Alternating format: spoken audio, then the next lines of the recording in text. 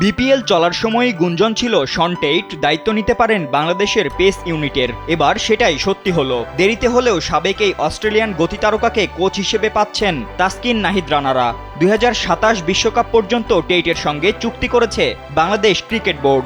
আগামী মাসেই টাইগার ডেরায় যোগ দেবেন তিনি। আগামী বছরের মার্চ মাস পর্যন্ত চুক্তি থাকলেও পারস্পরিক সমঝোতায় আন্দ্রে অ্যাডামসকে বিদায় জানিয়েছে বিসিবি। 2 বছরের চুক্তিতে বাংলাদেশ দলের কোচ হিসেবে অ্যালান ডোনাল্ডের স্থলাভিষিক্ত হয়েছিলেন অ্যাডামস।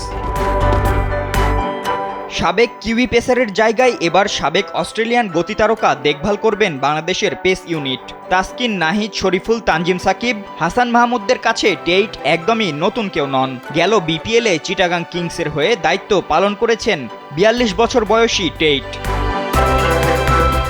শুধু বিপিএল নয়, বিগ ব্যাশ, পিএসএল, এলপিএল এর মতো ফ্র্যাঞ্চাইজি আসরেও নিয়মিত মুখ Shaun Tait. Pakistan, West Indies, Afghanistan জাতীয় দলে কাজ করার অভিজ্ঞতাও আছে তার।